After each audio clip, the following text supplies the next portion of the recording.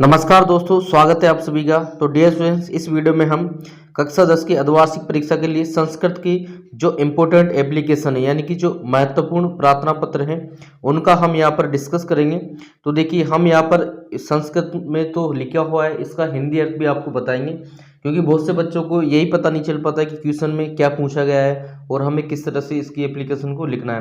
क्योंकि हिंदी में तो क्या होता है कि हिंदी में तो सब बच्चे समझते हैं और सब बच्चे हिंदी में प्रार्थना पत्र आसानी से लिख लेते हैं, लेकिन यहाँ पर संस्कृत और संस्कृत के शब्दों का अर्थ हमें मालूम होना चाहिए। तो देखिए, सबसे पहले हमने यहाँ पर जो पहला प्रार्थना पत्र लिया है वो लिया है अस्वास्थ्य कारण। तो देखिए, क्वेश्चन आपके किस तरह से आएगा।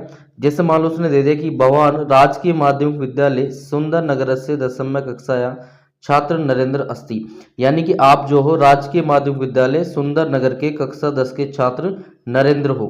ठीक है, और यहाँ पर ये भी आपको ध्यान रखना है कि हम जो लास्ट में स्टूडेंट का नाम लिखते हैं, अगर उसने क्वेश्चन में स्टूडेंट का नाम दे रखा है तो आपको वही नाम लिखना है। ऐसा नहीं है कि यहाँ पर नरेंद्र दे रखा है और आपका नाम मान लो सुरेंद्र है तो आप सुरेंद्र लिखे आए, तो उसका नंबर वहाँ पर काटा जा सकता है। तो इस वजह से जो क्वेश्चन में नाम दे रखा है आपको वही नाम लिखना है, और क्लास जो क्वेश्चन में दे रखी है और स्कूल का नाम जो क्वेश्चन में दे रखा है वही लिखना है। अगर वो स्कूल का नाम नहीं देता है क्वेश्चन में, तब आप आपके स्कूल का नाम या कोई और स्कूल का नाम आप लिख सकते हो, उसमें कोई दिक्कत नहीं है। फिर क्या बोला है कि स्व विद्यालय से प्रधानाध्यापक का है अस्वास्थ्य कारणात अवकाश, यानी कि आप जो है अपने प्रधानाध्यापक को जो है प्रार्थना पत्र लिखे, किसके लिए कि आप अस्वस्थ है, यानी कि जैसे मान लो आप बीमार हो या और कोई दिक्कत है आपको।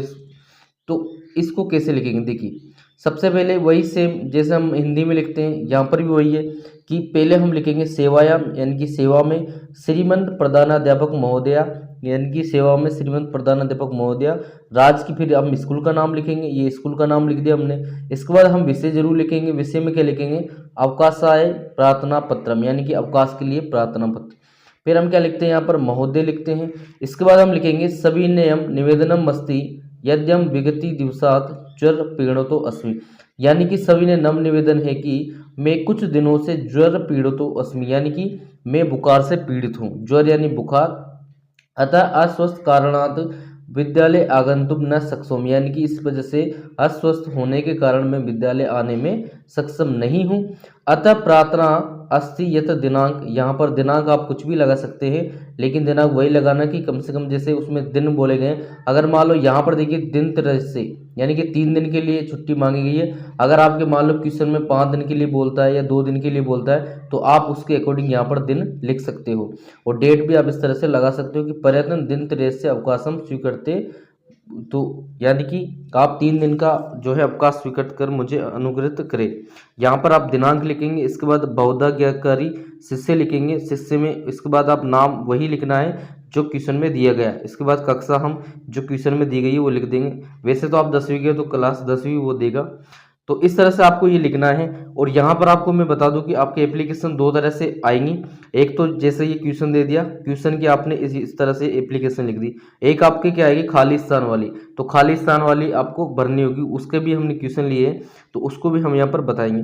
तो अब यहाँ पर देखिए, इस एक एप्लीकेशन से आप और भी बना सकते हैं। जैसे यहाँ पर क्या था ज्वर पीड़ितो अस्मि, आप और भी कुछ लिख सकते हो। या मान लो आप क्या जाए कि कोई अति आवश्यक कार्य है और आप विद्यालय नहीं आ सकते, तो सेम यही है, यहाँ पर केवल ज्वर पीड़ितो अस्मि की जगह आप क्या लिख देंगे अति आवश्यक कार्य वर्तते, बस सेम वही है। और अस्वस्थ कारणात की जगह इस कारण में जो है विद्यालय नहीं आ सकता, यानी कि इससे आप और भी एप्लीकेशन बना सकते हो।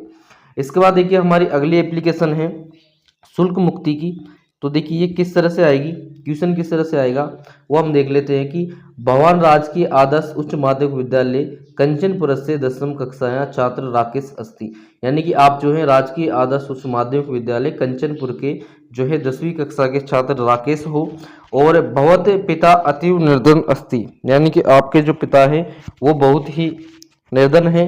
और इसके बाद क्या बोला गया है कि स्वस्य प्रधानाचार्य शुल्क मुक्ते एक प्रार्थना पत्रम लिखतु, यानी कि आपके जो प्रधानाचार्य हैं उनको शुल्क मुक्ति के लिए एक प्रार्थना पत्र लिखो। सेम लिखना कैसे, देखो वही सेम सेवायाम, फिर हम यहाँ पर श्रीमंत प्रधानाचार्य महोदय लिखेंगे। और राजकीय आदर्श उच्च माध्यमिक विद्यालय, यानी कि यहाँ पर हम स्कूल का नाम और स्थान लिख देंगे। इसके बाद विषय में हम लिखेंगे शुल्क मुक्ति प्रार्थना पत्र, यानी कि शुल्क मुक्ति के लिए प्रार्थना पत्र।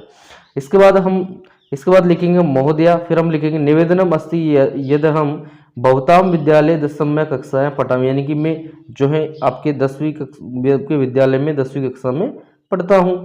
मम पिता अतीव निर्धन, यानी कि मेरे पिता जो हैं बहुत गरीब हैं।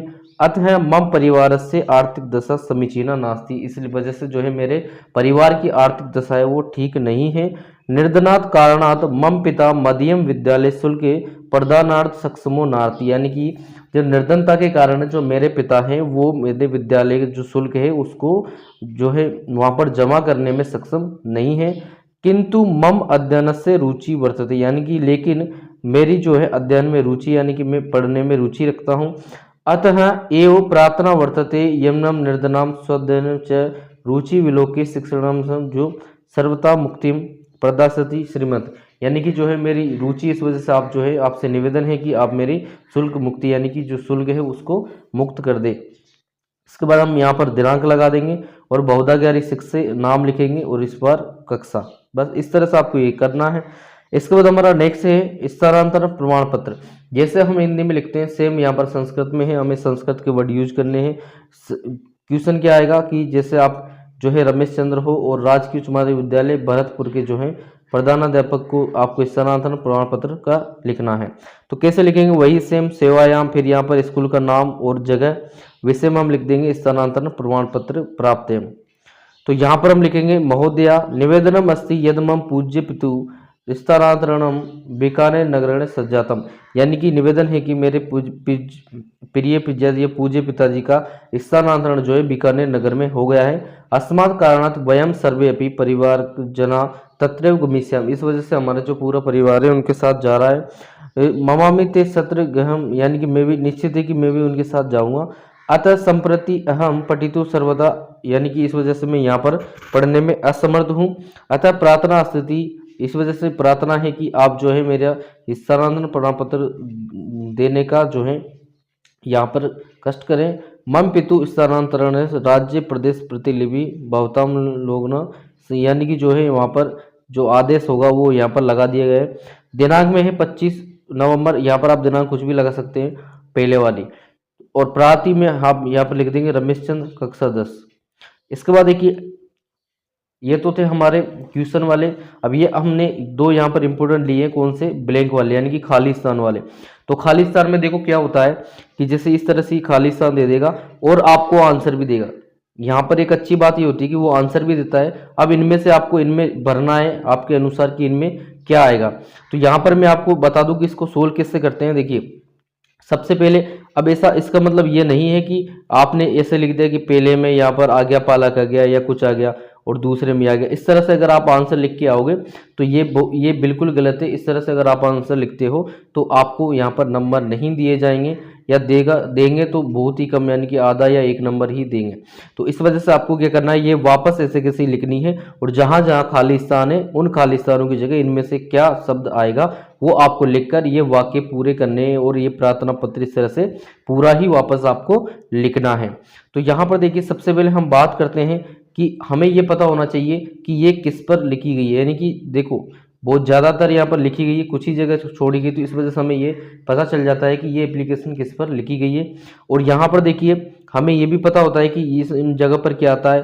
तो देखिए यहाँ पर आएगा सेवायाम, इसके बाद श्रीमंत प्रधानाचार्य महोदय, फिर क्या आता है यहाँ पर स्कूल का नाम आता है, जो भी है राजकीय या क्या है प्राइवेट है। तो यहाँ पर देखिए हम देखेंगे कि यहाँ पर लिखा हुआ है, यहाँ पर देखिए केंद्रीय, क्या लिखा हुआ है, केंद्रीय। तो यहाँ पर क्या आ जाएगा, केंद्रीय, यानी कि केंद्रीय विद्यालय। अब यहाँ पर देखो हमें क्या पता है कि यहाँ पर स्कूल का जो स्थान है, कहाँ पर स्कूल है वो लिखते हैं। तो हम यहाँ पर देखेंगे, देखिए स्थान का नाम क्या है, यहाँ पर उदयपुरम लिखा हुआ है, तो हम यहाँ पर उदयपुरम लिख देंगे। क्लियर। इसके बाद देखिए महोदया सविनम निवेदते यदस्माक क्रीडाया समुचिता, यानी कि ये जो है यहाँ पर ये भी बोला गया है कि ये समुचित क्रीडा व्यवस्था स्व प्रधानाचार्य, ये प्रदाता पद, यानी कि आपके विद्यालय में जो है क्रीडा की जो व्यवस्था यानी खेल कूद की जो व्यवस्था है वो समुचित करने के लिए, अच्छी करने के लिए जो यहाँ पर आपको प्रार्थना पत्र लिखना है, किनकी सहायता से, इनकी सहायता से। अब यहाँ पर देखिए इसमें हम क्या लिखेंगे, विद्यालय, यानी कि हमारे जो विद्यालय में है, और इसके बाद हम क्या लिख देंगे, व्यवस्था, यानी कि हमारे जो विद्यालय में क्रीडा की जो समुचित व्यवस्था अच्छी नहीं है। इसके बाद देखिए शारीरिक विकासाय क्रीडनमपि आवश्यक बहुत, यानी कि शारीरिक विकास के लिए जो क्रीडा है यानी कि खेल कूद है वो आवश्यक है।